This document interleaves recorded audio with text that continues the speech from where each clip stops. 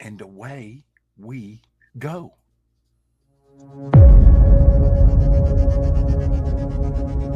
Eventually.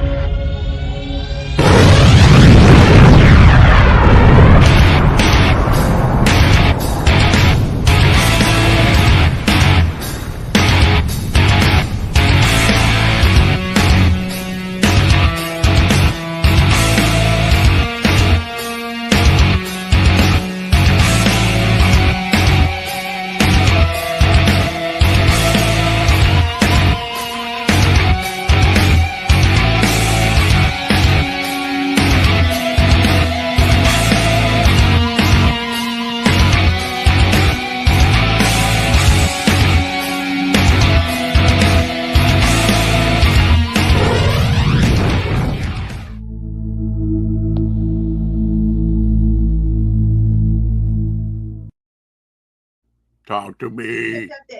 Talk to me. Talk to me. How's it going, Shadow? Oh, it's going. Wife just got home. Give me a second.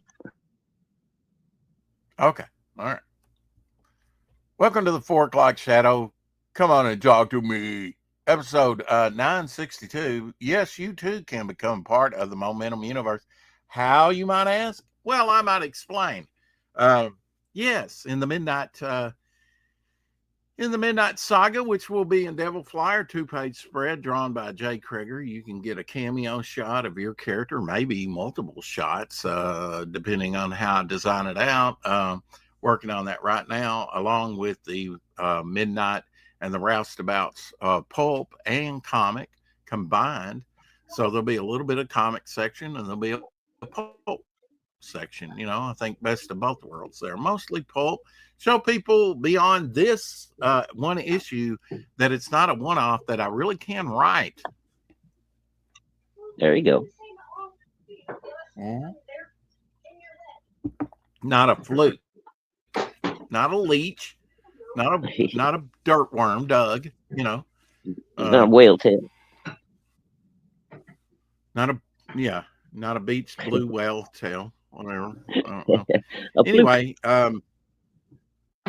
we didn't get to talk much about my party. Actually, the boss said at the party that we wouldn't be going through the horrendous sign-in process again this year, that we were kind of kept on the books or something this time. So maybe re-upping, you had to re-up your shit or get off the pot. Okay.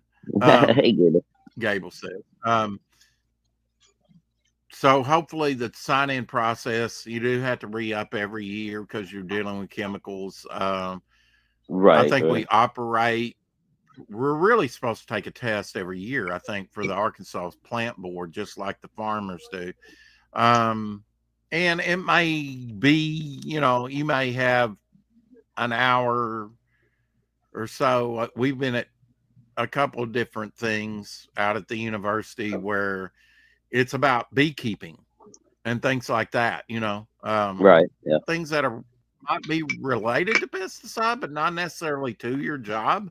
I mean, it is, but we've got those beekeepers located and we know where not to spray, Right. Right. So that's good. So it's really not that applicable,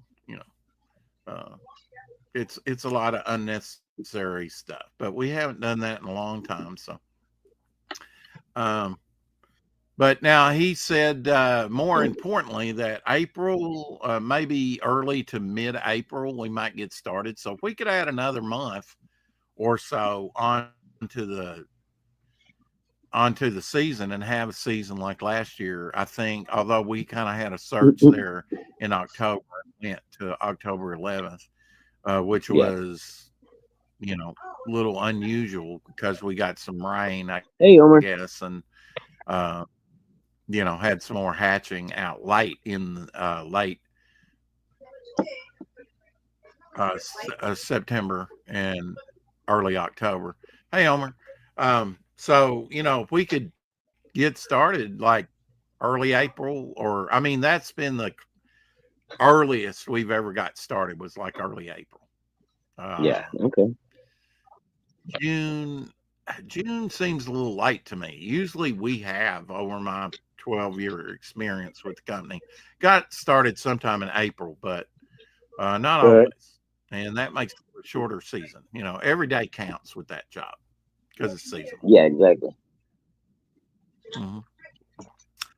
Well, I got the these out season. because I hadn't showed you. I showed you the Batman, the Thing, and the Joker, but I would like to do my characters like this, kind of cheap.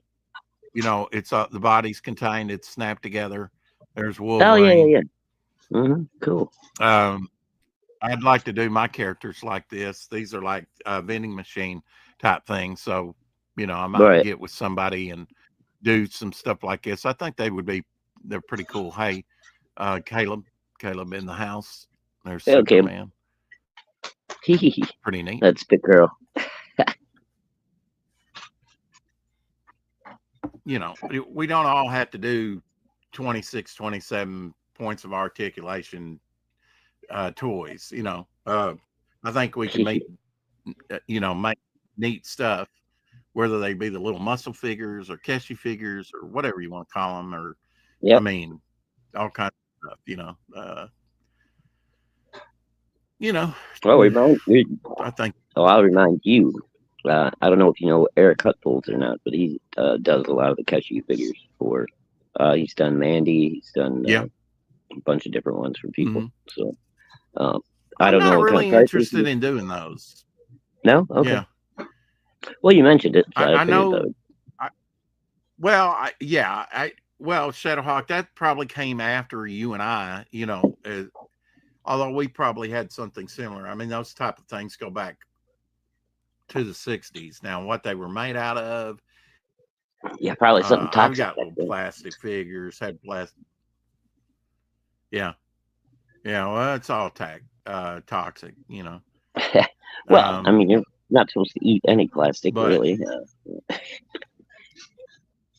Yeah, but kids chew on it. They do. I chewed on plastic growing up. You can still catch Rex with an action figure in his jaw every now and then. Yeah, but now you can become a permanent part of the Momentum universe until your character's killed off, and then who knows? He might even be resurrected later and used later. I don't know, but I think that's big news. I haven't had any takers beyond the two that signed up for it initially. But I think that's in yourself. You said Shadowhawk, but I mean, I think that's big news that you can become a permanent character in a comic universe and be used, again and again and again, your likeness, Yeah, I mean, because usually so if people you get desire drawn in to not necessarily make comics, but be a comic book character, there you go. I mean, one and done, $175, and you too can become a permanent character for who knows how many issues. I think that's a good deal. And that'll be in the Midnight series. And who knows, your character may cross over with Midnight to the future and interact with, any number of characters. I tried my hand, I did the only public domain character I've done on the campaign was the Heap, the original. So I tried a radical redesign of the Heap Shadowhawk and just finished it before the show. Actually, I had it penciled. I finished inking it. So very cool. Not your traditional Heap. I was thinking more of hulky, beefy, muscular Heap, of vegetation. Yeah. But that's one of my redesign Heap. I might try another, and I did another Storm Rider. Oh, cool. He has lightning powers, rides a motorcycle. So yeah, I wanted to do at least one more of him. So definitely this will go in the pile and out to somebody, on the campaign. I'll pick from the very best and leave the rest for people. And some of these redesigns, like I was doing designs for Smolder. Some of those might be put in there, or like this heap redesign. Not necessarily your standard fare, but we'll see. When it comes to fulfilling, I'll pick from the very best and leave the rest. Leave them for something else, publication or the scrap heap, whatever. But I want a large selection of characters, so I'm trying to draw the characters that I haven't drawn before. I'm getting down on my pile of paper, so I'm trying to do a versatile part. Rex, could you do a poor man's draw in character tier? Maybe a $60 package, like a random appearance for issue 1 or 2. Well, yeah, I mean, I could do, something like that for a cameo or something. I mean, the cameo tier's been upgraded to a permanent character, but definitely Jay Krager's going to have to know who to draw in. And I guess Shadowhawk will get another. I told you about doing dream catchers. At first, I was thinking like sheriff stars or something in the corners of the 2-page layout. Mm-hmm. And just like had Midnight over here and Lax character over there, Crooked Painter, and then that leaves one spot open. Well, if you take it Shadow, then you get a corner shot, on the 2-page spread drawn by Jay Krager. But yeah, that has a limited time. Once I submit the layout to Jay Krager and he gets busy on it and finishes up, then then you can't get in the Devil Flyer book, cameo. Well, let me know when you're getting close, but so I can. You can still become a permanent character. Huh? I said, let me know when you're getting close to sending it off to Jay, so I can make sure I got you taken care of before then. Okay. For the poorest. Okay. I might generate a little cash flow. Yeah. It might. Yeah. Random appearance for issue 1 or 2. Yeah. Well, we're doing 0 issue next. I know Apex is like, he was with the prequel saying, and Ryan James, remember he and I went back and forth on this online and behind the scenes on, it's not a prequel, it's not a preview, blah blah blah, and that's about when he kind of blew up, right? Yeah. And kind of left the when the strike ended. So I don't know, and his dog died and a bunch of things went on. I don't know. 6480 Howler in the house. Hey Howler. From what I've seen, he's still working on pages for yeah, I mean, I would definitely like to. Yeah, I would definitely like to see if you're saying issue 1 or 2, that's in the future. So I don't know if I'd have any takers on that. But now if they could get drawn into this issue or get drawn in, I suppose, I don't know, they might have a cameo. I guess they could have a cameo in the Bog supplement, but I'd have to draw them in, somehow into the story. Yeah, I don't know. I think that could probably just keep the Bog supplement as Bog. You know what I mean? I wouldn't worry about that too much for the supplement. Yeah, him and Cortex is going to be primarily in there, and then I'll see if Bystander's going to make an appearance in there or another character. I don't know. We'll see. But I'm glad that you're going to get more Bog and get more, and get really the first villainous appearance of Cortex. Thank you, Howder, for sharing this out.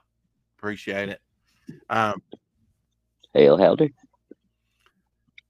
Yeah, I mean, I've just been kind of relaxing and drawing, and then of course I did a stream earlier about we finished up the comic history by Les Daniels, an earlier stream. early morning, but Yeah. content for the channel. So people seem to be enjoying them for the most part. I don't think we had as much flow through today as we've had in the last couple times.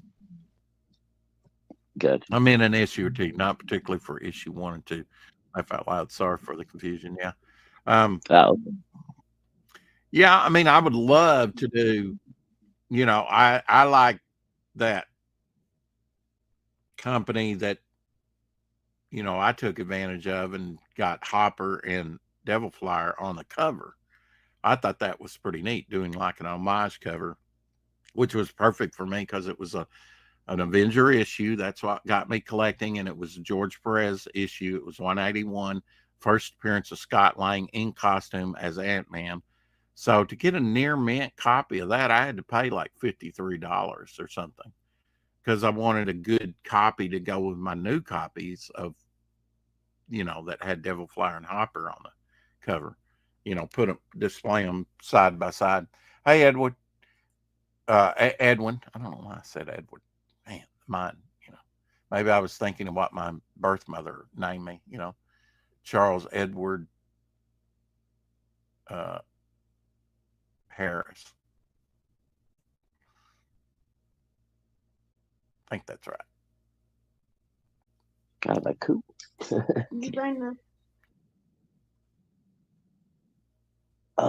what's going on at the Hawk House today besides Mama Hawk getting home? We just Mama had to go out and do some shopping for Christmas. I went out earlier today and did some shopping for Christmas, so we're kind of tag teaming it, That's about it. Even with leaving your check at work? Yep. Till Monday? Yep. Till tomorrow? I'll pick it up. Pick it up tomorrow. Hey, Edwin.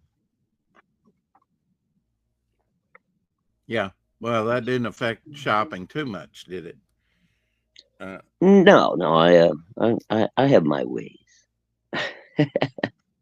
You just fill up the shopping cart and run out the door. I think it's called California style shopping. Mm-hmm. I think there's 10 more days to Yes. Christmas. Yeah, today mistaken.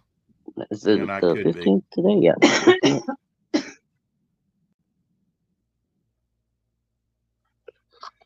That is correct, sir. Middle of the month. Yes, sir. That's exactly what I was thinking. Was the Silver Shamrock. 9 more days to Halloween. Silver Shamrock. Yeah, the third Halloween. I don't know why that went through my head. That's exactly what went in my mind. That's December 8th was Jim Morrison's birthday. He would have been 81 years old. Born in 1943. He'd have been how old? John Malkovich's birthday was December 9th. We missed that one. He's 71 years old, John Malkovich. He's still around, right? He didn't die on the Steve. He's still around, yeah. And, Terry Ann Garr, the actress, kind of funny, wacky type actress, she's 80. Oh, wow. Turned 80 on December 11th. That's wild. Yeah, I always liked Terry Garr. She was really good. Or she was in Young Frankenstein. Here we go. Sam Cohen. Yeah, here's a picture of her. 80 years old. Although I don't think that was taken recently when she was. She looks pretty good for an 80-year-old. Mm-hmm. Oh, it was Theodore or Ted. Theodore's his real name. Raimi. Sam Raimi's brother. His birthday was December 14th. 59 years. So he's my age, just a few days younger than I am. Yeah. So I guess Sam must be a little bit older than you. Yeah. Maybe by a year or so. I don't know what the difference is in between Sam and his brother. I don't think it's a whole lot. It's like He's only a been year or in two. many of Sam's movies, as you know. Helen Slater, born in 1963, 61 years old, played Supergirl.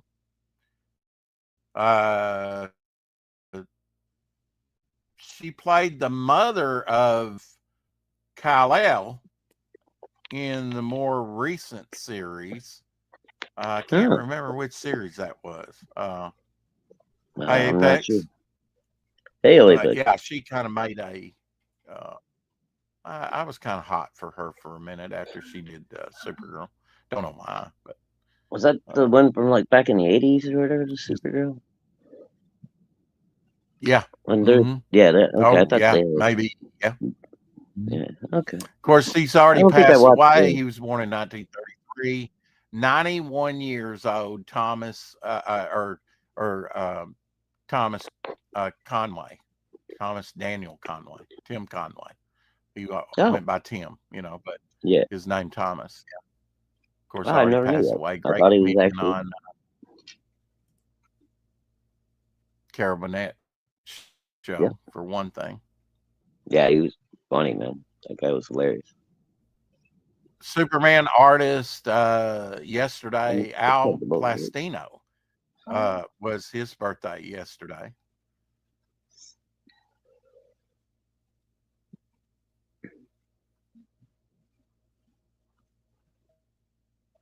A lot of birthdays in December, Tomorrow is Marv's birthday. Marv joined us today on the panel to talk about the history of comics by Les Daniels. Oh, cool. We got to talk to Marv wish in a while. him an early birthday. Good deal. How's Marv doing? He all right? I follow Clint Eastwood over on X. Yeah, he's doing fine. And I think he said he's taking the next 2 weeks off during the holidays. Clint Eastwood dropped some deleted footage of The Good, Bad, and Ugly, almost 18 minutes worth. I don't know if it's all deleted stuff or what. From 1966, I have not watched it. I sent it to Mike Barron because I thought he might appreciate it, but I have yet to watch that. But I will definitely be watching that later today. You have to send it to me too, there, right? Okay. You want me to send it to you on Insta, I guess? Yep. Well, yeah, that'd probably be the easiest way. Today is the heavenly birthday of Kurt Schaffenberger. I used to read a lot of his Superboy stuff because the Dial H for Hero feature was in the back. And he was drawing it at that time in the 80s. He drew Captain Marvel, the Marvel Family, Ibis the Invincible, and Supergirl's girlfriend, Lois Lane, among other ones. And it's also Stuart Imani? Is that his name? Immonen?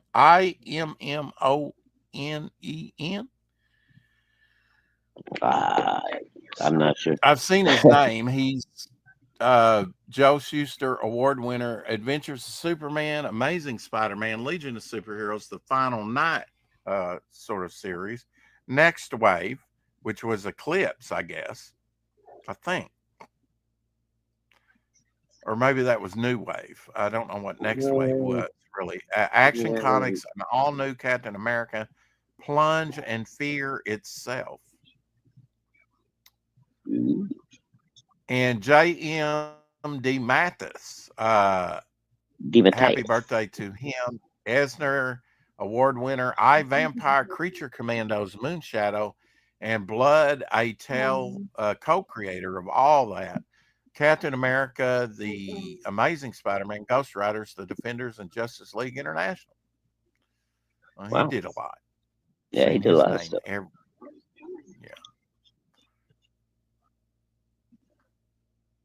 Yeah. Only 10 days, less than 10 days now till Christmas. Yeah. A little less than 10. I took a couple of things that my mother requested I bring over. I sent this to Mike Barron as well. I thought this was just great. That's Randy Quaid there in his traveling bus, like it's a rusted heap, almost like in the National Lampoon. You know, he had that old crummy RV. Yeah, I love that. He's so down to earth, you know. Nah, well, okay. I guess you could call him down to earth. He's something. He's a little wacky, but is he? Okay, I thought he was a big Trump supporter. Was I wrong about that? I don't, man. He got like in some kind of trouble with taxes and all kinds of stuff, and then like him and his crazy old lady were living in an RV, and I think he went to Canada for a while or some shit. This was a while back, so I don't know what he's up to these days. Okay. But yeah, apparently he had kind of gone off the deep end there for a little while. Stanley Kramer's Judgment at Nuremberg. Yesterday, it was the anniversary. It premiered in West Berlin, Germany, 63 years ago. I imagine that created a row. You know, a movie about persecuting the ex-Nazis. You know, or not, prosecuting, not necessarily persecuting. Well, they deserved a little persecuting too, I think. Yeah, Maximilian Schell was in that. Of course, the judge was I never can remember his name. He was in Look Who's Coming to Dinner. Played Jekyll and Hyde in 1944. What is his name? He was in A Wild, Wild, Wild, Wild World. He was a police officer. I never can remember his name. It'll come to me. Oh, God. Nothing, huh? Well, you know what? Just let me show you a picture, and you'll tell me who it is. Yeah, just let me show you his picture, and you'll tell me. All right. Oh, damn. Yeah, he's familiar looking. Hey, Mark. Yeah, nothing's popping. Somebody right tell me this actor's name. I never can remember his name. And he's one of the greatest actors of all time. He looks super familiar. What is? Dang it! I can't think of his name to save my life, though.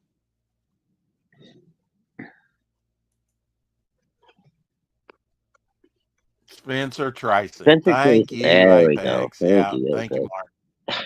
Yeah. It's driving me crazy. I know his face. Yeah, I can never think of Spencer Tracy. In fact, it's the anniversary of Look Who's Coming to Dinner, another movie he was in with Katharine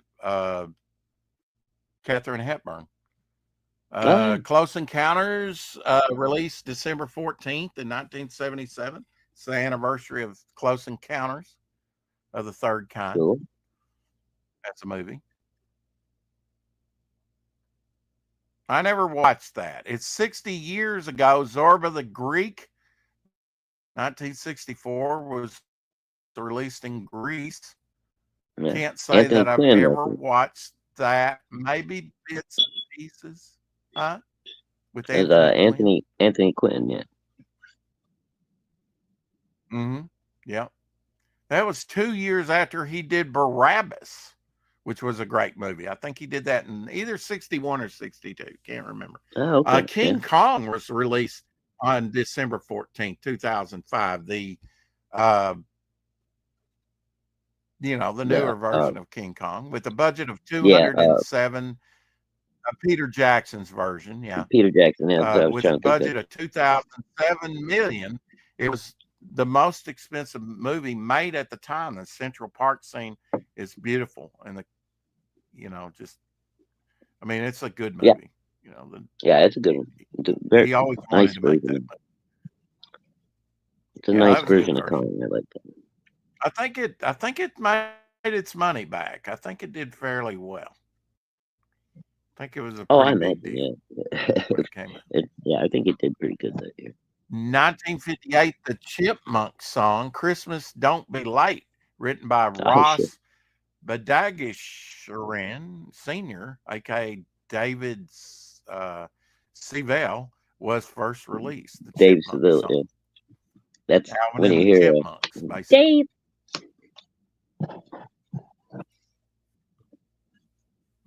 And there's the cover to that. Mm. Alvin and the Chipmunks. They've certainly gotten a, makeover over Oh time. yeah. Me, I want a hula hoop. DJs. 1958. Wow. They've been around a while. Here's you a snow project, Shadowhawk, when it snows a little bit. Oh, that's cool. And all you had to do to make Woodstock was pee on Mm. I can hear the music now. Boom, boom, boom, boom, boom, boom, boom, boom, boom. Watch out where that Snoopy goes. Don't you eat that yellow snow. Yeah. Yellow Snow by I.P. Freely, one of my favorite authors. It's actually from Nanook of the North. Frank Zappa. December 14th was also the 50th anniversary of a movie that I went to see. I think it was rated R. I think so. It might have been PG-13. I can't remember. But it was my cousin said, hey, you want to go to the movies? And we did. And we went to go see The Towering Inferno, a Steve McQueen and Paul Newman movie. Mm-hmm. Towering Inferno, 50 years old as of yesterday. In the old days, they used to just tie megastars like Paul Newman and Steve McQueen to girders before blowing them up. Yeah. That's the truth. Rankin and Bass, Santa Claus is Coming to Town, narrated by Fred Astaire, first aired 54 years ago in 1970 on ABC. I love those Rankin and Bass specials. Yeah, I might actually saw the premiere of that one. Wait. Holy. Oh yeah, yeah. You probably did. I mean, I couldn't wait till that stuff came on TV. Yeah. I never realized it was the first time it was on. Until, but that's right about the time I remember seeing it. God, you would have been young. 1970. I mean, 54 years ago. Yeah, I'd only been about 3 years old. Yeah, I was a little bit older. Just a little tight. Years older than that, but yeah. But still a little tight. Seems like a long time ago.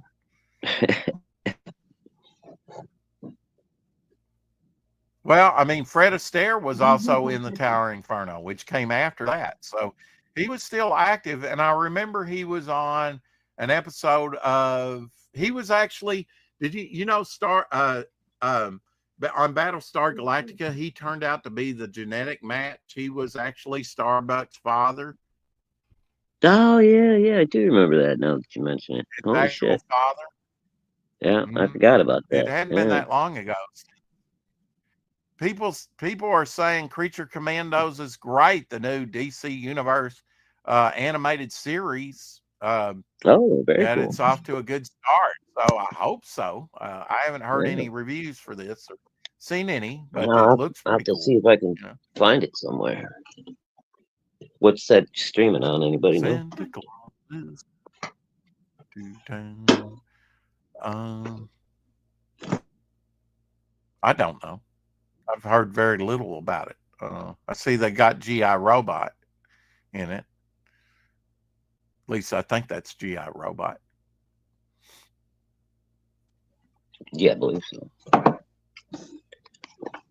Yeah, I watched some of that. I mean, it looks like Robot Man. What was it called? Level? Dirty Rotten Scoundrels, starring Steve Martin and Michael Caine, premiered in theaters 36 years ago, in 1988. I maybe seen that once or twice. Dirty Rotten Scoundrels, I guess. I generally like Steve Martin stuff, but it's kind of hit and miss with me. Some I see. Did you hear about that Secret Level show that came out? I watched a little bit of that today. It's kind of cool. It's like computer generated animation of old video games, but it's stories based on the video game. The Pac-Man one is brutal, man. Oh, here's actually Fred Astaire in the movie, the character he played in Towering Inferno there. Fred Astaire played Alexander Monday's father opposite of Robert Wagner in It Takes a Thief, 1968 TV series. Oh, cool. Yeah, I remember that show. It's kind of almost like a James Bondy type of thing. There's Faye Dunaway with Paul Newman in the movie. Paul Newman and Steve McQueen there. Actually, Steve McQueen was slated in Towering Inferno to play the architect, the Paul Newman character. But he said, I would rather take the role of the firefighter, even though there was less dialogue. He thought it was, a better part. Yeah. I'd say that probably worked out good for all of them. Yeah, I think it did. Yeah. Robert Wagner was also in that. You mentioned Robert Wagner. He was also in there. Robert Vaughn there. And O.J. Simpson there on the end there. Several people. Nobody wants to talk about O.J. Older well, I can't remember if O.J.'s character dies in that or not. Ava Gardner, yeah. Love Ava Gardner. Oh, Runaway. Remember Runaway? Michael Crichton's Runaway premiered 40 years ago in 1980. Oh, that was one that had Gene Simmons from Kiss in it, I think. Gene Simmons. Yeah. Yeah, he was the villain. Had the robotic spiders. Yeah, and they were like little bombs. Yeah, he ends up eating a grenade Mark at the end of that Larkin says, haha, I watched the commentary track for the Towering Inferno, and they did everything they could not to mention OJ. Wow. I believe it.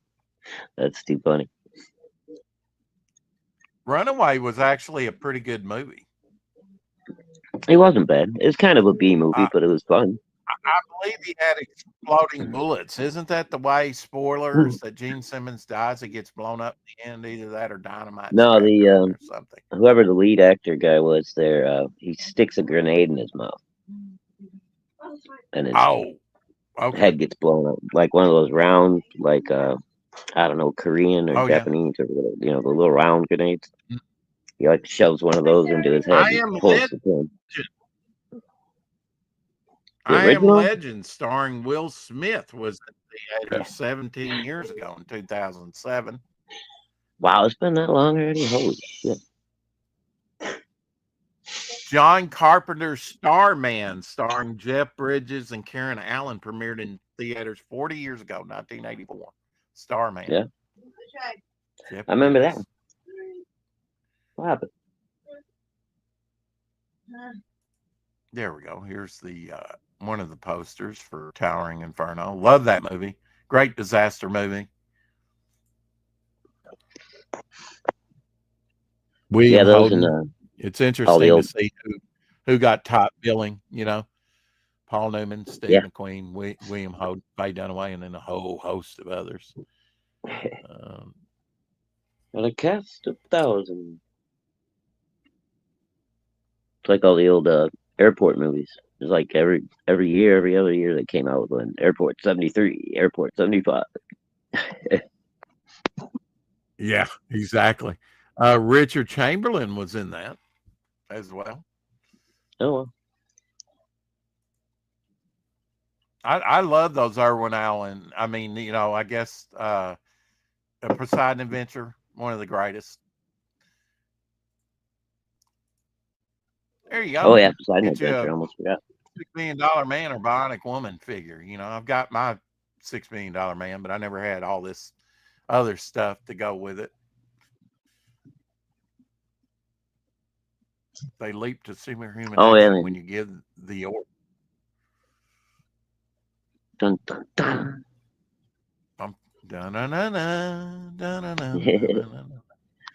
Actually, there was a Christmas special with the Bionic Man. Remember that for a while. He was wearing a mustache. And if you look in the background at the toys, he's got a $6 Million Man toy back there. Yep. Of course. Why You not? gotta put that little insert in there in the show, you know. I would. I loved his space module, you know, where his helmet, you know, hits the canopy and everything that he crashes in. It looks very realistic. Winnie the Pooh and Christmas 2 first aired on ABC in 1991. Maybe you've seen that. I don't know if I've seen that one. Actor and comic Maury Amsterdam was born December 14th. A star on vaudeville and early TV, he is remembered for his role as Buddy Sorrell on TV's Dick Van Dyke Show, Yep. 1961 to 66, and Cappy in the film Beach Party, 1963. Don't know that I've seen that. Passed in 1996, in 1987. At the age of 96. Yeah. He was great on the Dick Van Dyke Show. Yeah. And, you know, of course, she was a little rascal. Yeah. Never knew that till like last year. Wasn't that Rose something? Never knew that. Rosemary, right? Was it something Rosemary?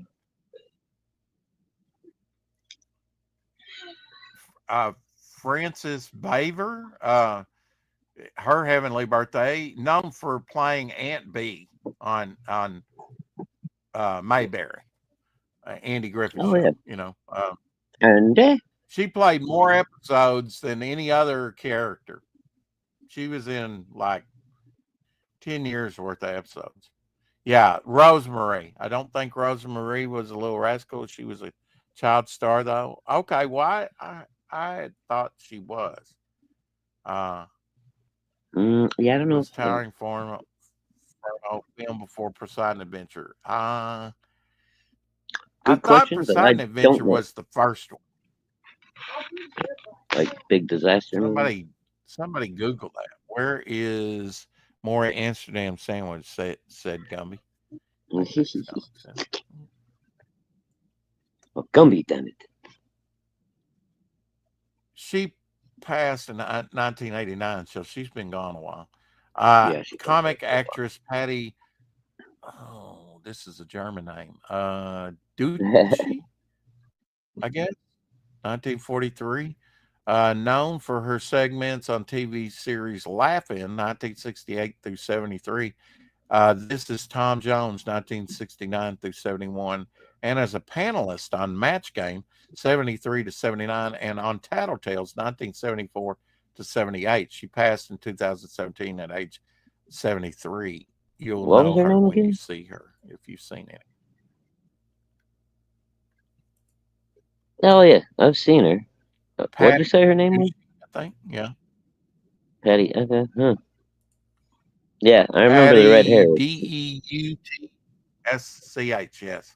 As a redhead, yeah. Mm-hmm. Patty Deutsch. Jeff Chandler, he was in a few things. It was his birthday the other day. Sort of a hunk. Passed in 1961 at age 42 of pneumonia. Oh, and Don Johnson's birthday today. It's Don Johnson's birthday today from Miami. Man, you gotta be getting up there.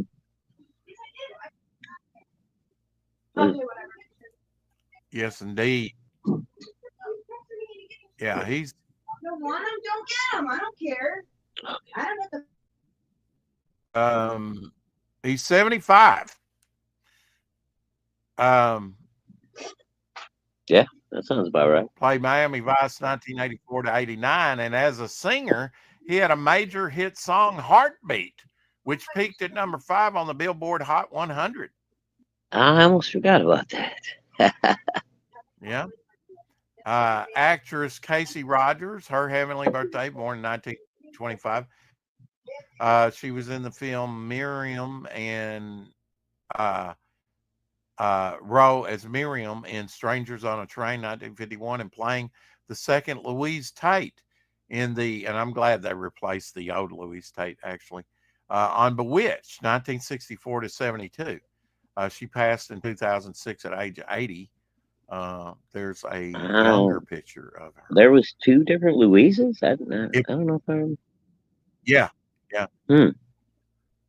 yeah. The Okay. other one was more comedic, nosy, I think. No, that was They had some change up. that was the other lady, the one that used to be looking out the Abner. Oh, Look what was they're that the other doing one that I'm now. thinking of? I Yeah, think she was replaced too. I think they Yvonne were. Monlar. I'm not sure how you say her name. Her heavenly birthday, she passed in 2017 at age 77. She's remembered for her Hammer films, Oh, French films in the 50s and 60s. The Bride of Dracula, ooh la 1960, la. continued actor, later did conventions. I remember her in Brides of Dracula. Beautiful, performance in that Hammer movie. Oh yeah, I remember her. Yeah. Here she is in the Brides there. Yeah. Memorable role for her in that one Mm-hmm. movie. Sometimes it only takes one movie. Heat was released. Remember Heat? Heat, the movie, was released 29 years ago Was with that the Al big one with Pacino and Robert De Pacino and Niro and De Niro? Yeah, I yeah, remember that. That was kind of a had disappointment, really. Val I didn't think. Kilmer in it. Yeah, I didn't think it was all that great. Yeah, I think it was. I think it was kind of, overblown somewhat. Yeah, I mean it was a Did you decent know movie, that the but last Civil War? Did you know?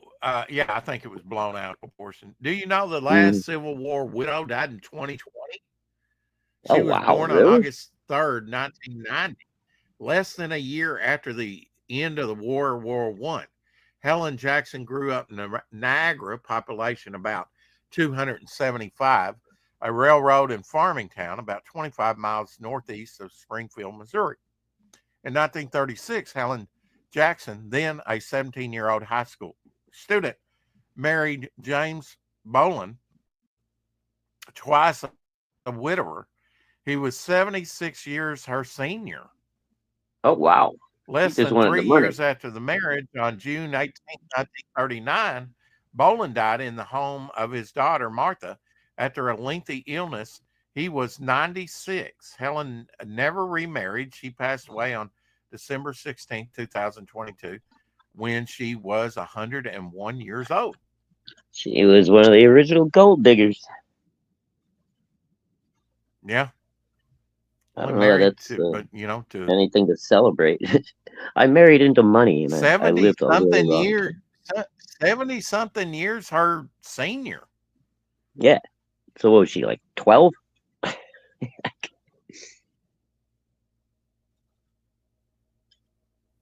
Oh, If she was yeah. Jeff 20, Chandler was inspired for the creation of Race Bannon and Johnny Quest.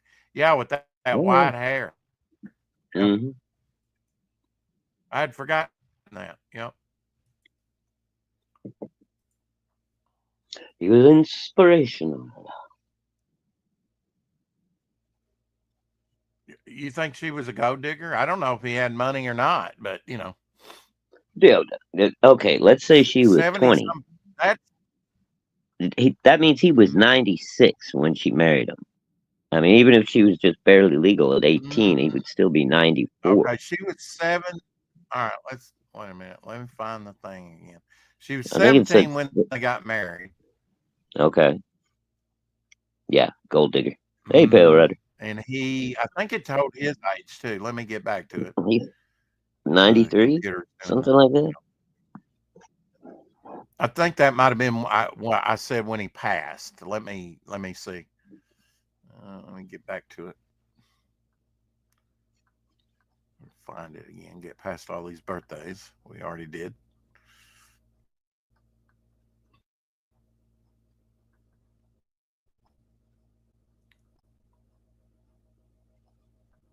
Spencer Tracy. I need to say his name about 50 times so I will remember his name.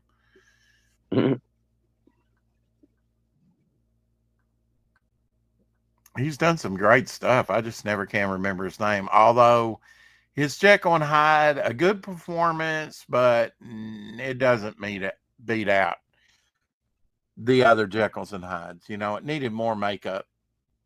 He really needed to be more monstrous than that. You know, they just kind of darkened under his eyes and put in false teeth. You know. Yeah, that wasn't one of my more favorite And that's Jekyll and the one Hyde. they show on TV all the time, the 1944 version. They skip over Well, the yeah, Frederick March 1932 version. well, the He Frederick won an March one was Academy pretty Award Best violent, Actor dude. for that.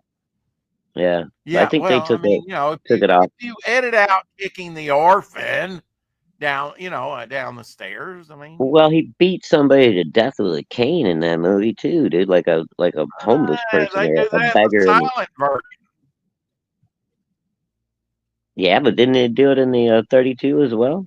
I swear he beats a guy down with his. Maybe Yeah, I'm they did it mixing in the the two up. 32 as well. Yeah. Oh, I thought so. No, Yeah, both of them. Oh, both. yeah, Yeah. yeah. Mr. Hyde's not a nice guy. Let's see. Let's see. 17 years old. She married Boland, who was twice a widower. He was 76 years her senior. Right, and she was 17, so that means he was 93 when she married him. Right, and they were married for 3 years, and he passed away at 96. Yep. She passed So tell away me at she didn't marry him for his money. I don't know.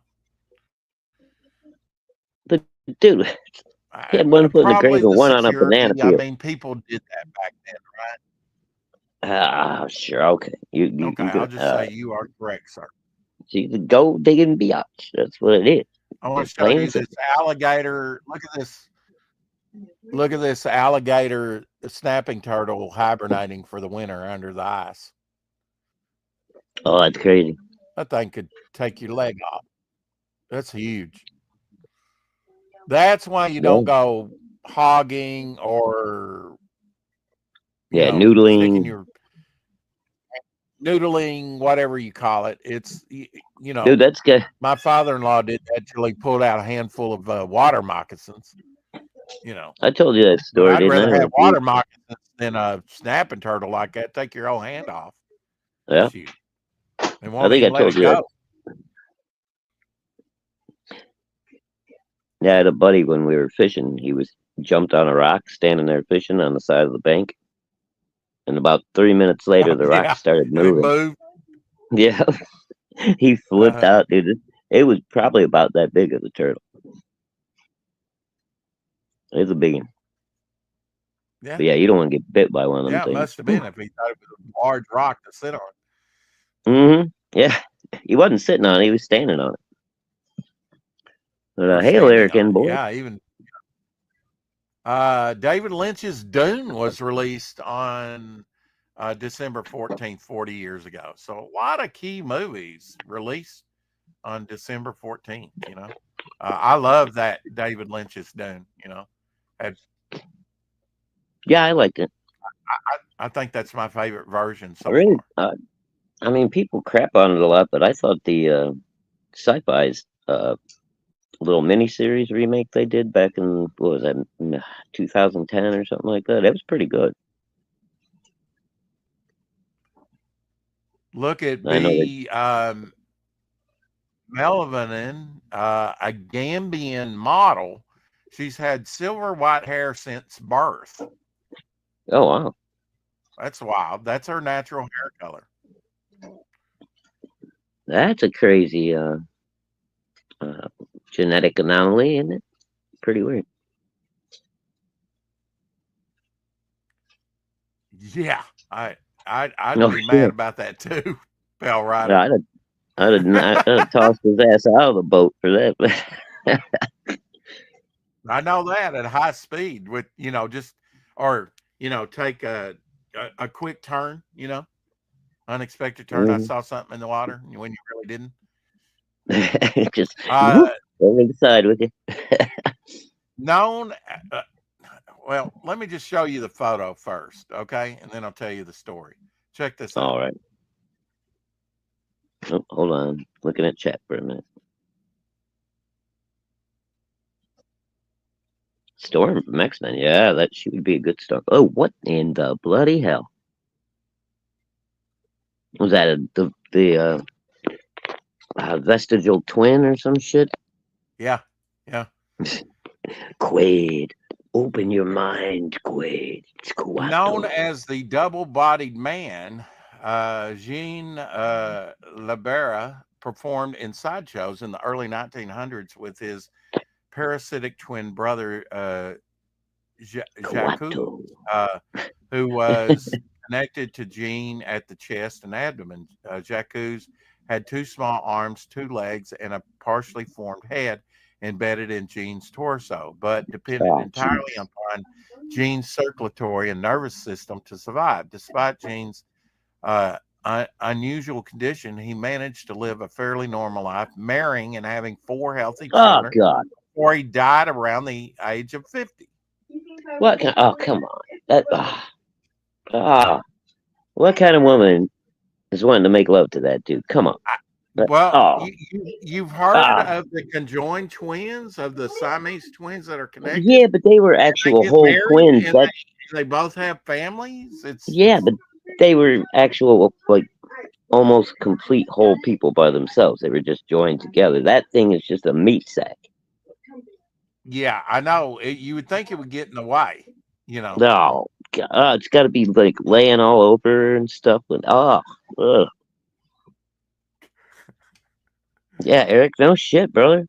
What the fuck kind of world are we living in when that guy gets married and has kids and you can't find a Richard date? That ain't right. Embry's Blood and Sword #2 is live now. Physical copy of the book, $5 plus shipping. Shirt and comic book bundle, $25 plus shipping. Retail bundle, 12 copies. He did that last time. I thought it was brilliant. 20 plus shipping. I think you got a better deal maybe last time. Remembering Christopher Plummer, December 13th was the anniversary of his death. A great actor. I remember the name, but I can't picture his face. Okay, I will show you. Did he play Jesus once? Plummer? No, I'm thinking. Okay, yeah, I remember him. Yeah, he was in Sound of Music. Yeah. Many different things. Yeah, he's in a lot of stuff. Starts right there. It's the Plumber. Played one of those Klingon baddies.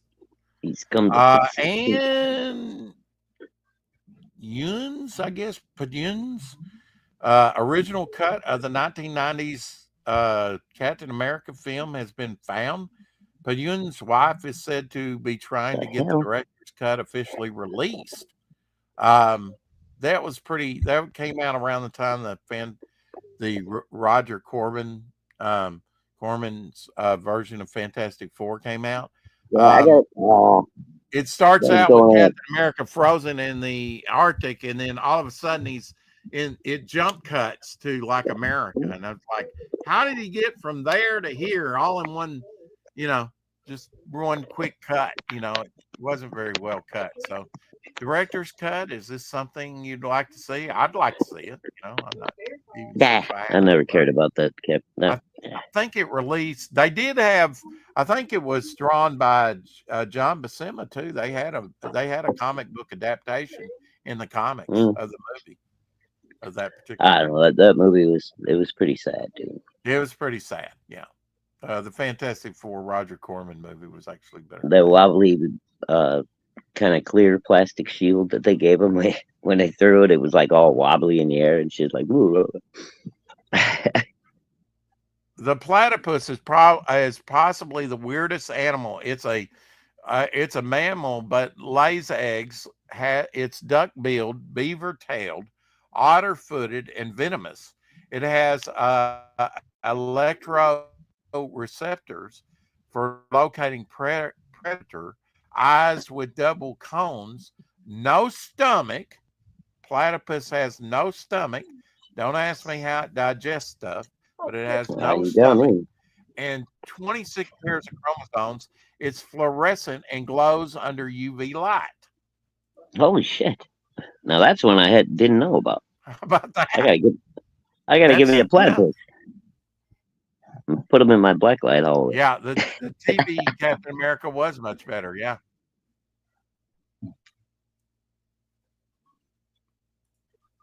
Yeah, you can put that with your blacklight posters, just Yeah, hang the little booger up on the. perch them up there on a stair. I guess I could just nail them right to the wall. Yeah. Now remember, he's venomous. Well, they're only on the little spurs on their back feet. You just gotta be careful you don't get around behind them. Exactly. Yeah, they got little spurs. Yeah. So I imagine you grab them by the beaver tail and just hold them straight up. They're not gonna be able to get you. Oh yeah, they're gonna come after you. Try and get loose. Yeah. Nah, I got long arms. Critical dude. Blast, 3 feet RJ. away from my You butt. can go to stickermule.com. Okay. Critical Blast. They have T-shirts and other stuff. So check Cool. that out. There's Hail the RJ. link in the chat.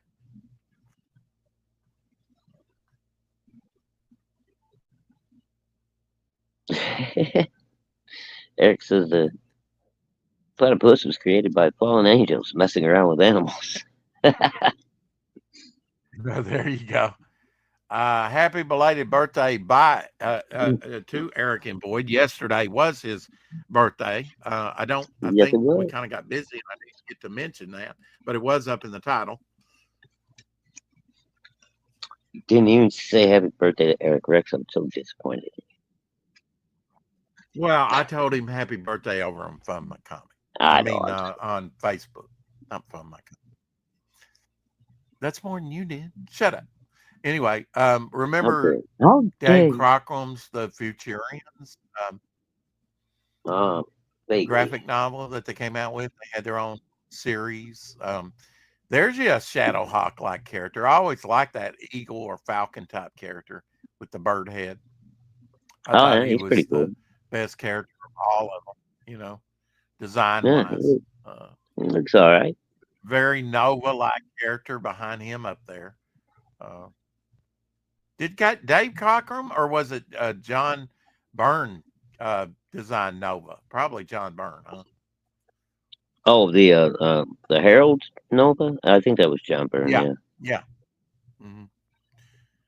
Yeah, I believe that's These correct. are already taken, but you can commission a sketch card from me at kingcryptid.com, Peter Samedi says, showing off some of his artistic work there. Oh, Peter, tell us on sketch cards.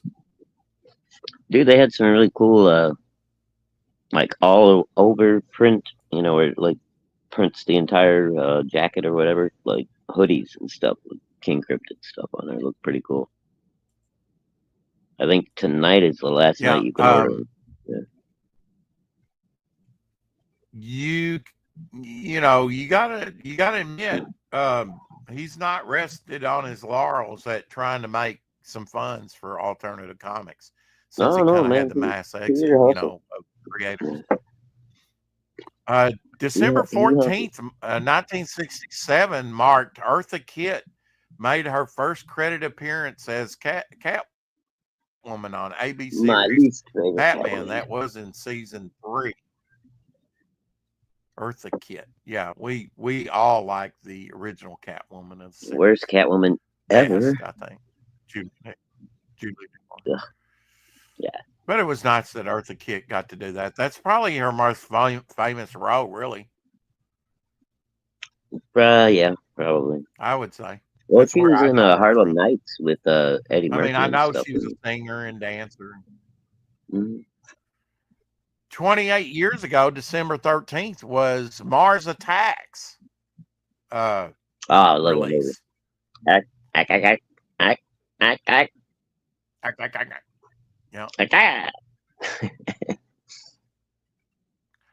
December 14th, on his birthday, we remember Herb F. Solo, the studio executive in charge of Star Trek, the original series for his first 2 seasons. He and Bob Justman co-wrote Inside Star Trek, The Real Story, one of the best books out there about making Star Trek. Oh, interesting. So yesterday was his birthday. There he is pictured back in the day with Leonard Nimoy. That's Bond. Okay, Eric, I'm gonna have to agree to disagree. Eartha Kitt was a horrible choice, and her stupid purring all the time was just horrible. Well, you know. Sorry. There's a few things more horrible. She's last on my list. It's Julie Newmar. Who was it? The girl from the '66 movie. I can never remember her name. Give me a second. I'll think of it. She was on with Buddy Epson on. Yeah, well, I can never remember her name. Anyway, and then Michelle Pfeiffer. Barnaby Jones. What was her face? The little black girl. I don't rank them. I mean, you know, Julie Newmar's the best, hands down. I thought. Yeah, like then the new was Anne Hathaway in the newer one. She was all right, although I didn't care for the costume as much, but she was okay as Catwoman. And you know, the thing of it is with Julie Newmar, they played up the sexual tension, and she was great for that. You know, she was perfect. Julie Newmar was, you know, statuesque, dude. She was all and ladies. I imagine there was probably more than a few kisses exchanged, right? I'm just messing with you. Between them back in the day. I seemed like they had a little something going on, you know. If he didn't, he was crazy. I'd at least try. Yeah. Lee Merriweather. That's who I was thinking of. Thank you, OPEC. Yeah, Lee Merriweather. Lee Merriweather. Yeah, I can never think of her name. I mean, Lee Merriweather. She was in Time Tunnel. Oh, okay. I don't remember that one so much. Yeah, she was in Time Tunnel. She was in a few things besides that one Batman movie. You know, what else was Lee Merriweather in? Seems like something. Yeah, else she did some other big movies, but I can't think of the name of any of her like other big movies. But I know she did some stuff.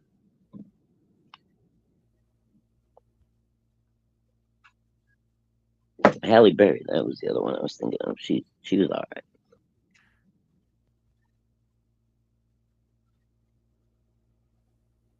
right. Good stuff, Mr. Good Stuff. Mr. Good Stuff says good news. The downloadable PDF of the Eat Good Stuff cookbook is now available to the public. Oh, excellent. They must have got all their fulfillment done already. That's awesome, guys. Yeah, they have. Yeah, and I'm sure they're already working on the second cookbook. You know, the good thing is they can make the dishes, photograph them for the book, and eat the dishes. Yeah, exactly. I love it. It's like you can make a book and make your dinner all at the same time. Miss America, 1955. Wow. Yeah. Oh, yeah. Yeah, she was Miss America. Yeah. I didn't realize. 4D man. Okay, 4D man. Yeah. Okay. Yeah. There's the link for Good Stuff Creations there, where you can get your digital copy if you know. Here you go. This is the toy everybody's wanting for Christmas. This is obviously a custom made here. Alien versus the Grinch. Alien versus the Grinch. All right. I think the Grinch is in a little bit of trouble. As long as the face hugger doesn't go after the dog, I'm fine with it, you know. Yeah. Max is cool, man. You leave him out of it. Max the dog, right. Leave Max out of it in Whoville, you know. Poor dog had to keep that stupid Grinch from falling off a cliff. Just leave Max alone. Mm-hmm.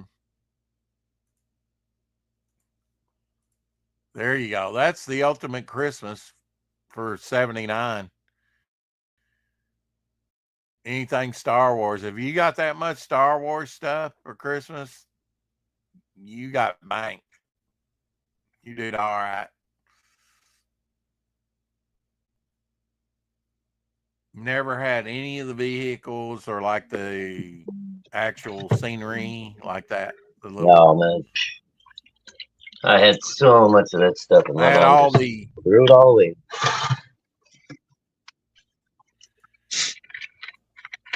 I had Terrible.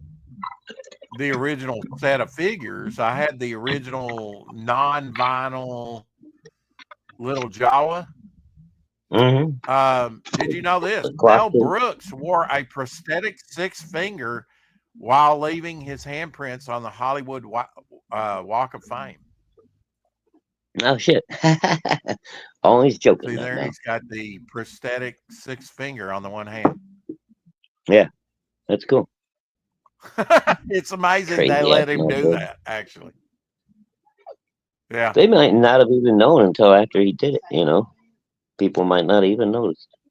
maybe knowing him, yeah. It's written in Practical joke. concrete now. Can't change it, folks. Yep, too late. Now they change those things out. Like if somebody abuses one December or something.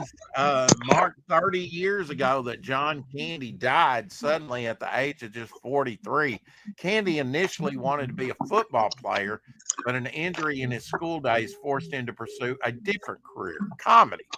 Candy got his start at Toronto's sketch collective Second City TV, SCTV, right?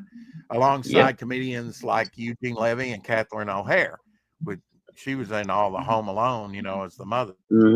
He then went on to appear in classic comedies like Uncle Buck, Planes, Trains, and Automobiles, my favorite Thanksgiving movie, and Home Alone. By the early 1990s, Candy was a comedy icon until his tragic death that left his fans around the world in shock.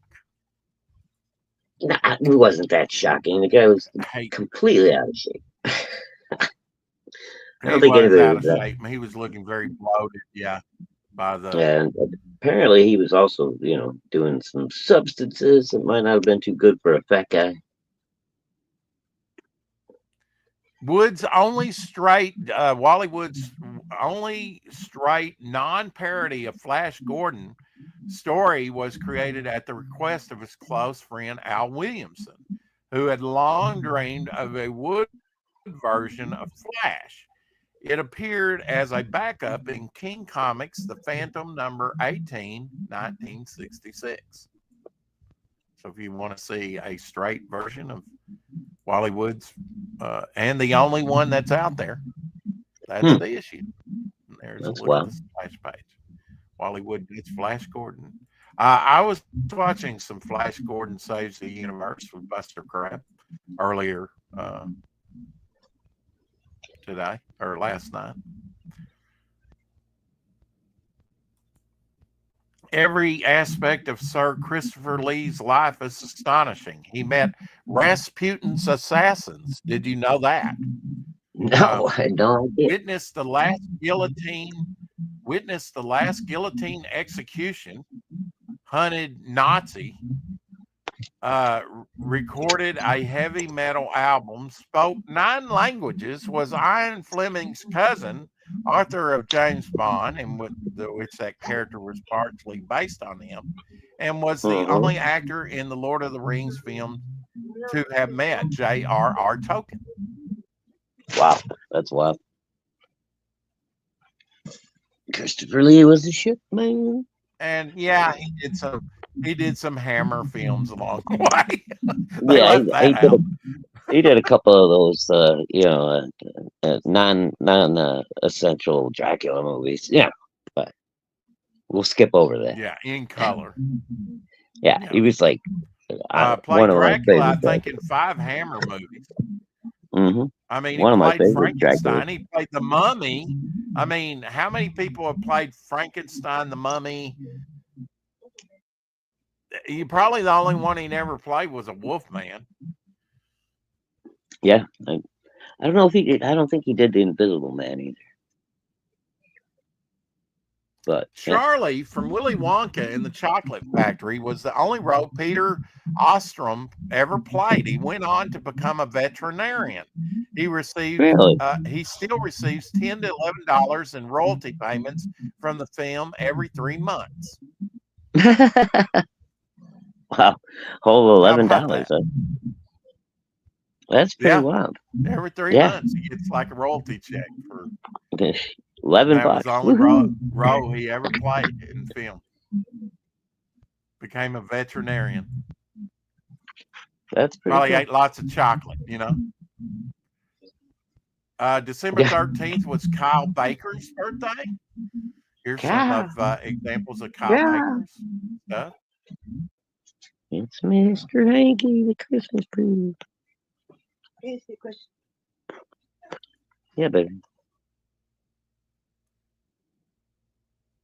More than meets the eye. That's what she said. There you go. Some Sienkiewicz covers.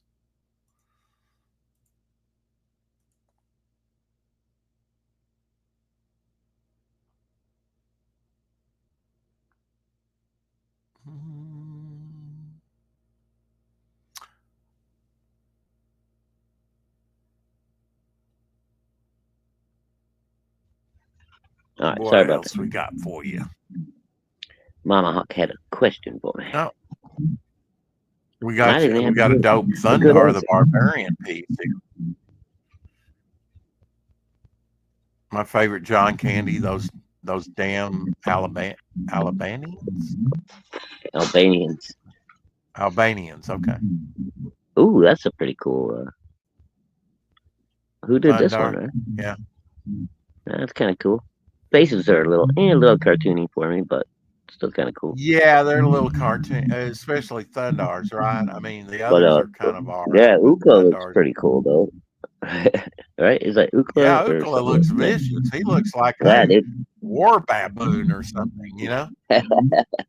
Mandrill. Mm-hmm. Let me see if it cites the artist. Eric Fabricia, I guess. Fabricia.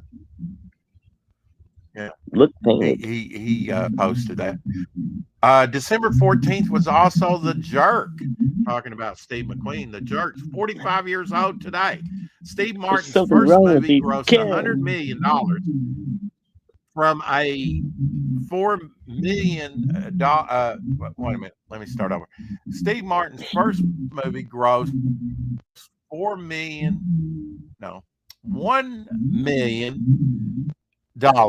from a $4 million budget, which only took 45 days to shoot. Stanley Kuperberg was so impressed, he invited Steve to his home to play chess and offer him the starring role in Eyes Wide Shut. Wow. Stay away from the cans! Stay away from something wrong with these cans. Yeah, they're leaking oil. That's when he was sniper, shooting at him. Waiter. Stay away from the cans.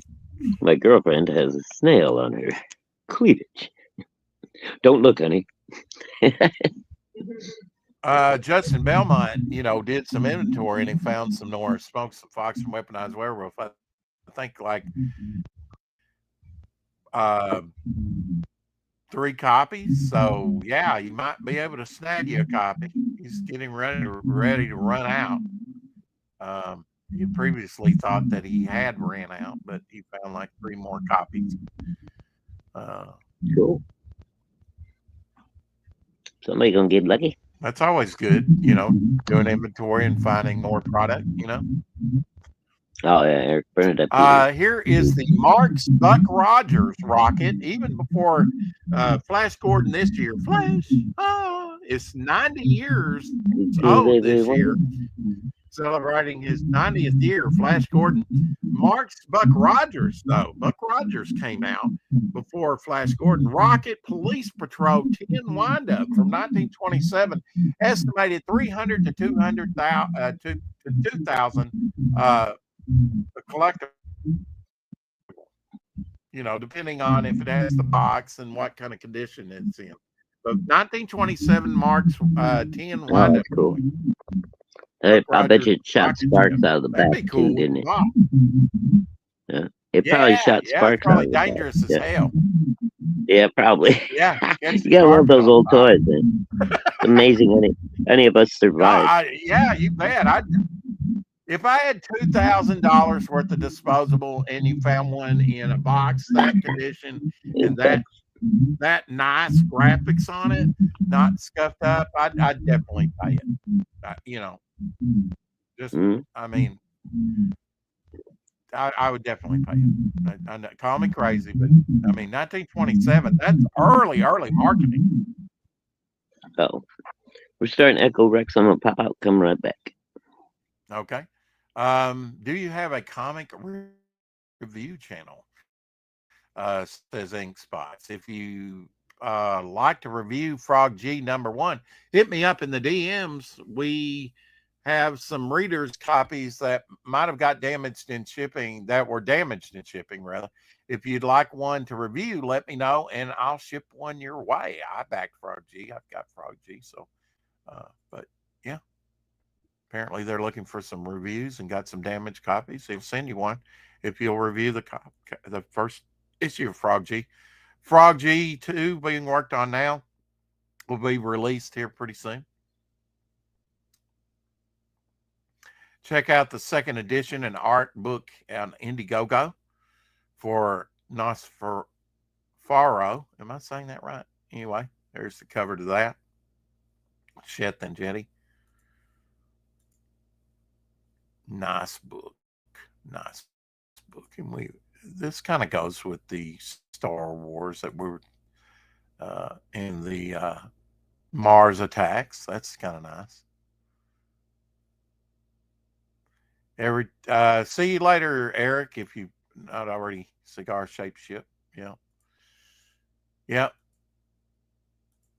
The Flash Gordon ones were kind of like that too, on a string. Definitely. I didn't know it, and when I was on topic list, I didn't know Jason was going to be out there on the convention. Jason Bascom on the convention circuit. Saturday, the 14th, at through 12 and 4, he was at the Comics and Friends. And here's a picture of him at the convention. Yeah, I saw that. Entertainment. Yeah. There you go. Jason rocking the Batman shit. Some absolute. Yeah, very cool. Yeah, he does a lot of Jokers. Joker's his favorite. Sort of got his Batman T-shirt on. Yeah, he's been doing a bunch of sketch covers and posting those lately too. So I'm pretty sure they're all for sale.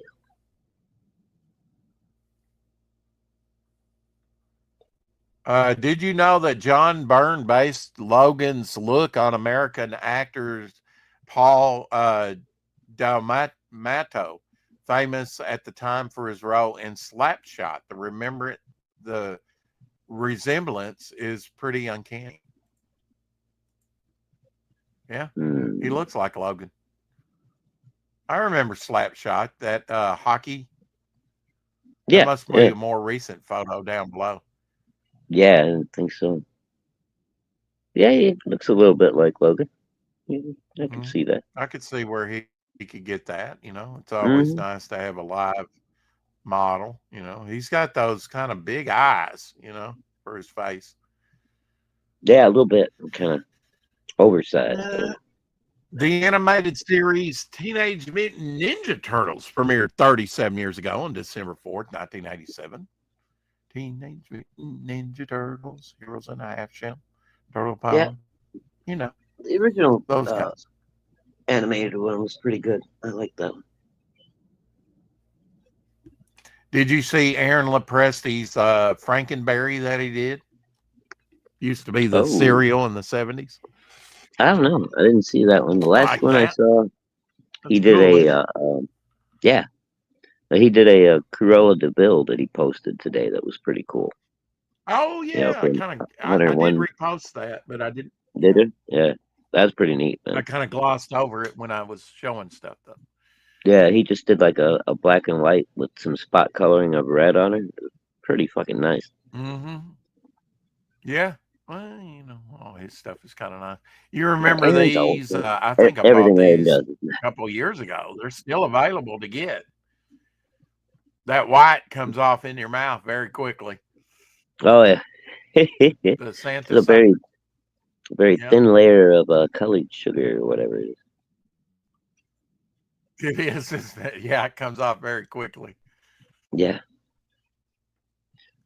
Michelle Tanner, Talking Doll from 1990. Oh shit. From the Must have been the hit at Christmas time, oh I my don't god. remember that one. So 1990. rude. I remember all her little catchphrases. Oh Well, how about they were twins, right? yeah, Or but there was only supposed to was she? one of them on. Only one of them was on the show, but it was twins. Okay. Yeah. And they grew up to be such fine, upstanding citizens that one of them was responsible for Heath Ledger's death. Oh, Interesting. don't lie. Allegedly. December 13th, 1977, the Bee Gees released Staying Alive. Huh?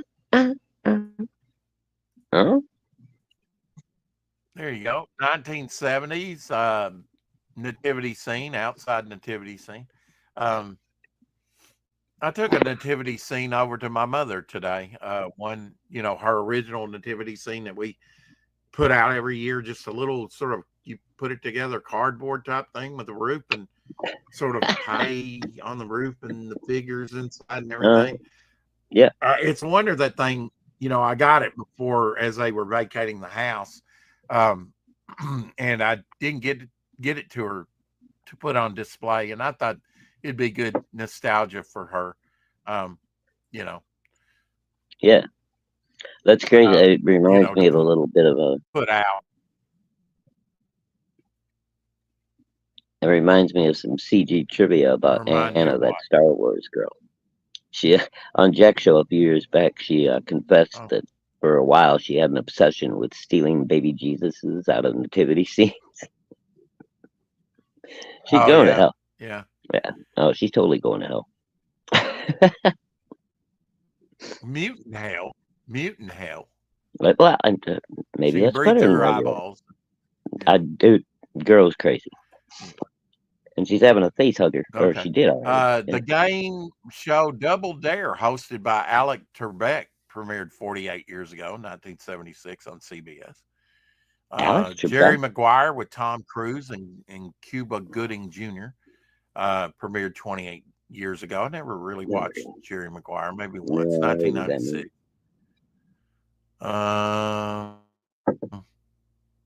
Driving Miss Daisy, Morgan Freeman and Jessica Tandy, premiered 35 years ago, 1989. I was thinking of that movie recently because I watched that one Western series that had the actress that played Mary Jane, Peter Parker's Aunt May, the Tobey Maguire one.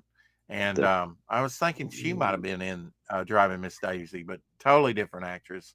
Jessica Tandy was in that. Star Trek Nemesis opened 22 years ago on December 13th, 2002. I went to see that at the theater. Also on December 13th, 2003, U.S. forces captured former Iraqi dictator Saddam Hussein hiding in an 8-foot hole outside his hometown of Tikrit.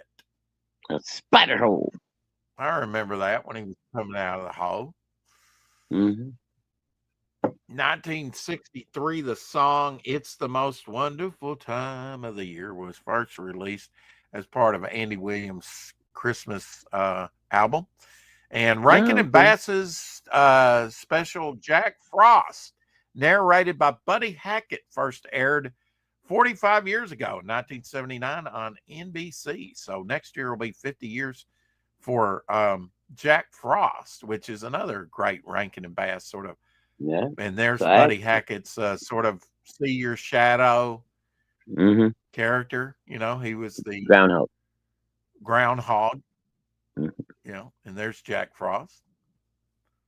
Sort of feminine, in the Yeah, features. little gay. Yeah, but still, I like that one. Not my It one was of my it was an favorites, okay but movie. Yeah. here's Another Howdy one that I thought was older Doody than it and actually is. Santa Claus Golden Book from 1955. Oh God, dog it. 1955, Howdy Doody and Santa Claus little golden book. I grew up with little golden books. God. Another one, Rankin and Bass, 1976, and you'll remember this special, the Little Drummer Boy Book 2. Did they have an original Little Drummer Boy and then they did a sequel? Is that what it was? I think there was 2 Little Drummer Boys.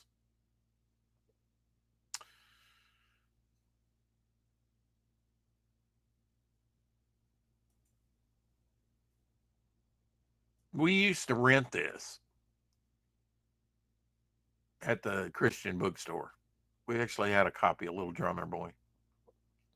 Spider-Man captured Saddam Hussein in Spider-Hole. That's not how I remember it, but that might be the Mandela effect. December 13th, 1918, Woodrow Wilson became the first United States president to visit Europe while in office. He went to France for the peace talks, negotiation, and also to promote the League of Nations.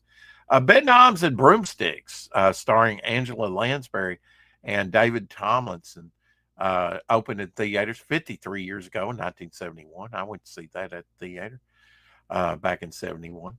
Atari's Crawl the video game came out in 1983, right after the movie or during the movie.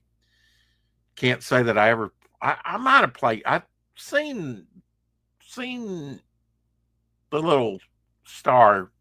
I might have played Crawl. I don't know. We lost Shadowhawk. Freaking phone is acting weird. I'll hang out with the chat.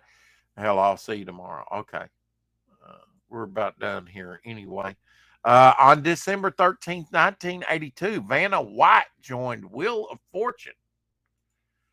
So if you wondered how long Vanna White's been on there, since 1982.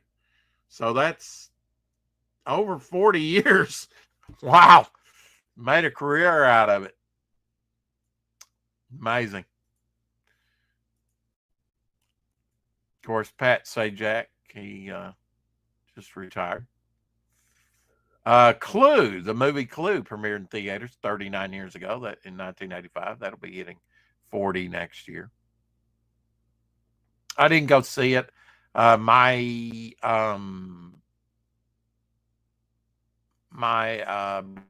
brother did.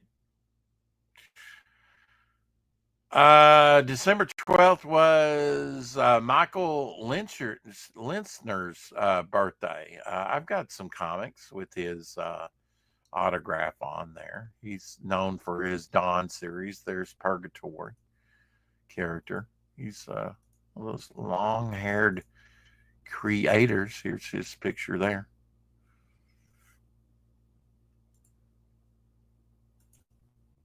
Personally, never read any of the stuff, but like I say, I do have some Dawn books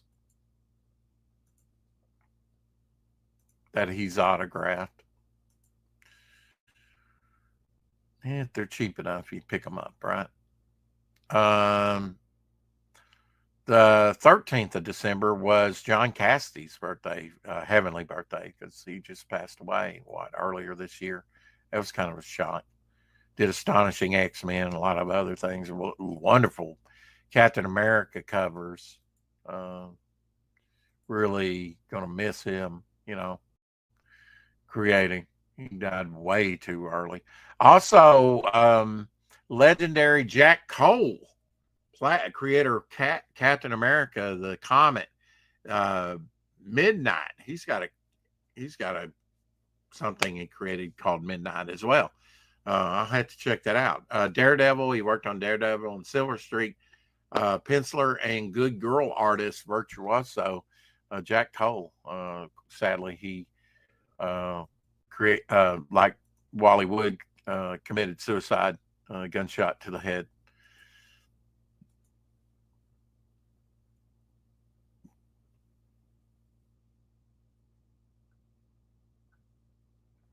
Um,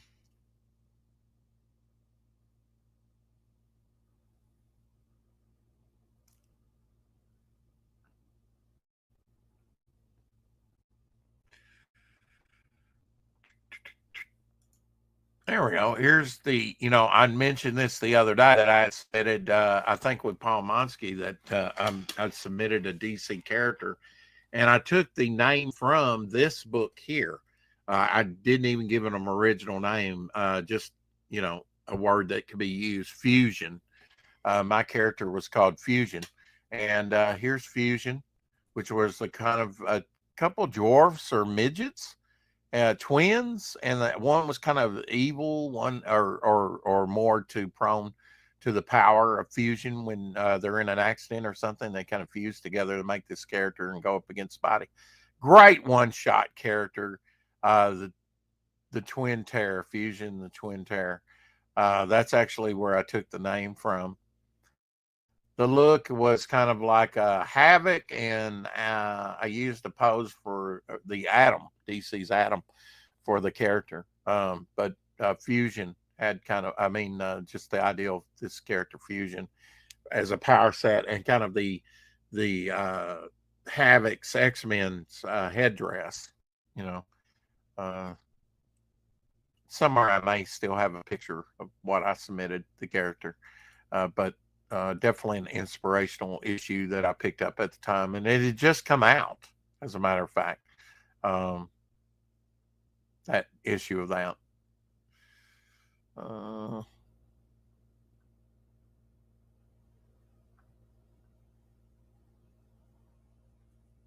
Here's one of those digests I never had. Here's one, Plot. Did you know Plot was in one little digest? Probably the reprint out of Plot, because they did quite a few of those Plot comic books back in the day.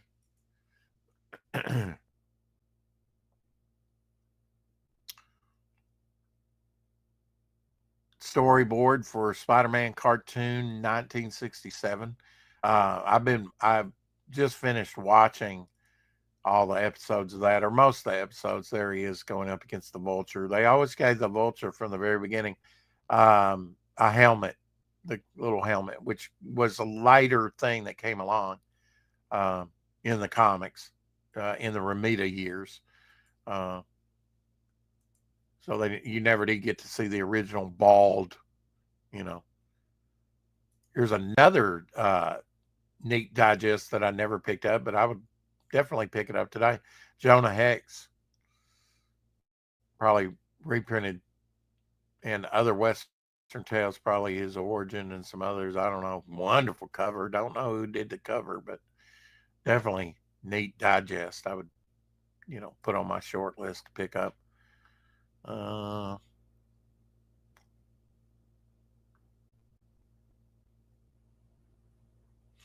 Amazing Heroes. You were talking about Race Bannon being inspired by that actor. Here he is there battling. Amazing Heroes with Johnny Quest. Special all Johnny Quest issue. That's issue number 95. If you're looking for that Doug Wildley cover. Definitely put that on my short list for Amazing Heroes, like Johnny Quest stuff. Should have put Bandit in there somewhere in the background.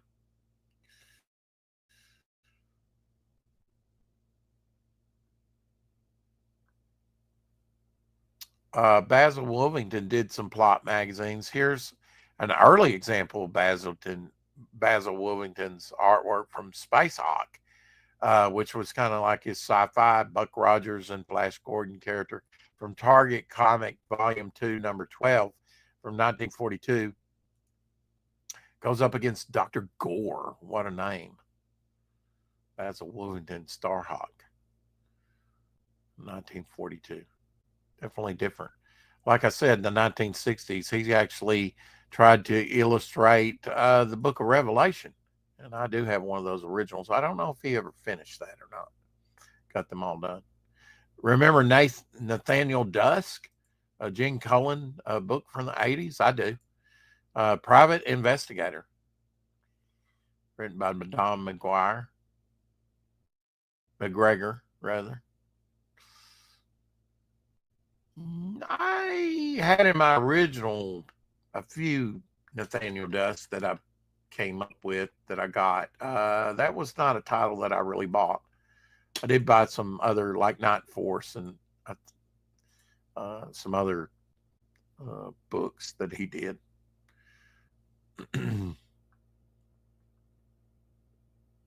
Oh, and one just right after Randy Zimmerman was on with us Wednesday, and he showed us this book in his collection. Somebody posted it, Moondog.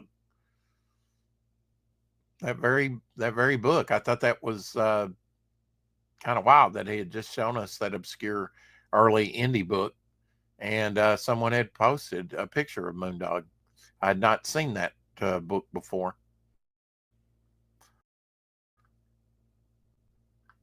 The Man Cave hit 80 episodes this week, or will, Thursday, December 19th.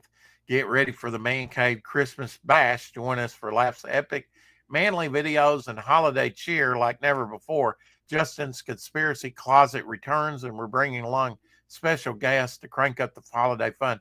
You won't want to miss it. That's Thursday, December 19th. So that hasn't happened yet, but and I'm sure they'll probably have voting on the hottie, Christmas hottie. But episode 80 episodes. There we go. Lining up as far as this show is concerned, lining up some with Roland Mand, and he's also asked for another creator. So I've got a couple of things with Roland going on with him and his writer to come on, and he's also pushing somebody else that's never been on here to kind of promote them. So still trying to line that up possibly for next week or whenever.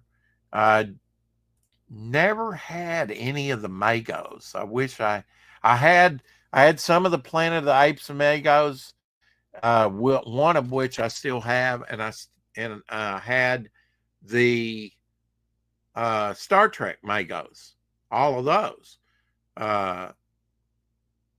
Unless they made a Gorn later, maybe a few of the add-on figures, but the original lineup, I had all of them.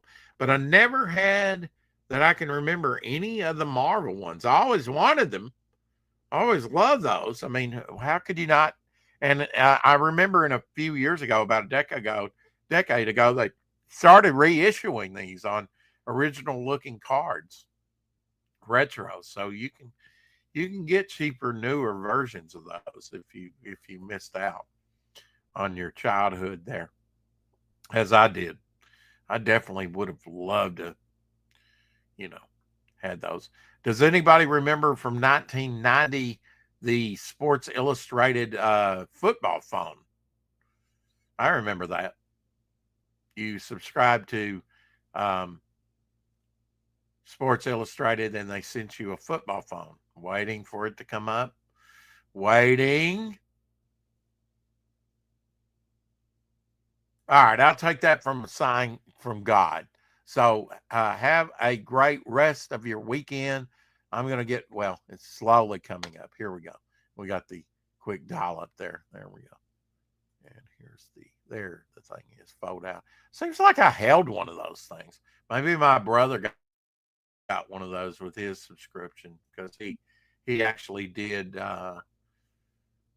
get Sports Illustrated.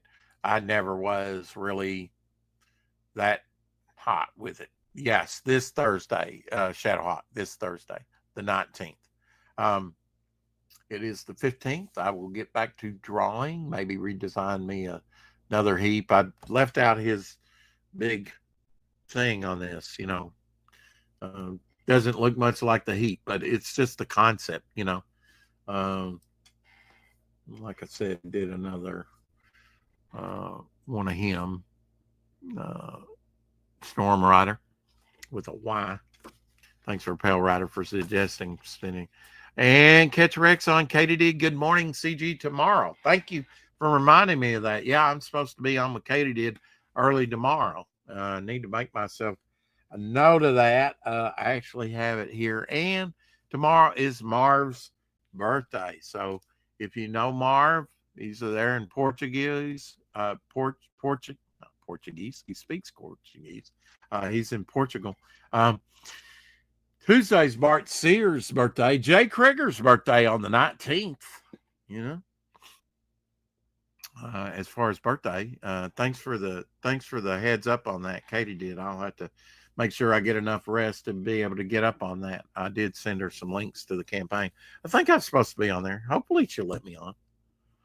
I don't know. She hasn't got back with me on X, but I believe I'm supposed to be on Katydid's tomorrow. Like you say, she goes for a good long bit. And I could go for a good long bit. Believe me, I still have more material that I haven't covered. Like The Golden Child was released 38 years ago. The poinsettia. Did you know the poinsettia was named after the first United States minister to Mexico, Joe Roberts Poinsetta, who brought back the plant to America in 1825. Gene Wilder and Richard Pryor's Stir Crazy, released in 1980, 44 years ago.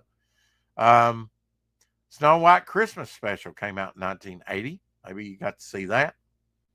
Irwin Allen's Poseidon Adventures premiered in theaters 52 years ago, 1972. So that answers our question. The Poseidon Adventure was first, and then straight after that, the Towering Inferno. I thought that was why. And guess who's coming to dinner? I mentioned with that, Sidney Poitier, Spencer Tracy, Katharine Hepburn, and Catherine Houghton. I hope I said that right. Premiered in theaters 57 years ago in 1967. Three Amigos with another Steve Martin movie. Chevy Chase and Martin Short premiered in theaters 38 years ago in 1986. 86. Batman Beyond, Return of the Joker was released in theaters 24 years ago in 2000.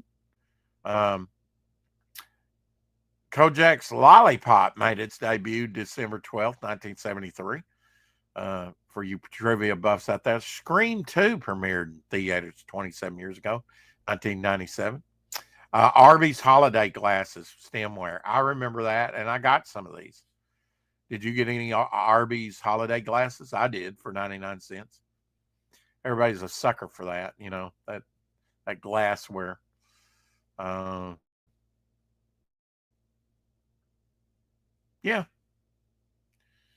That's about it for today.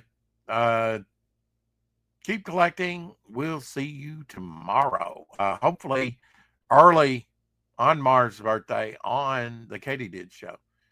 And we'll be talking some Devil Flyer. Bow for now. Have a good one. Thanks, Shadowhawk. We will see you tomorrow.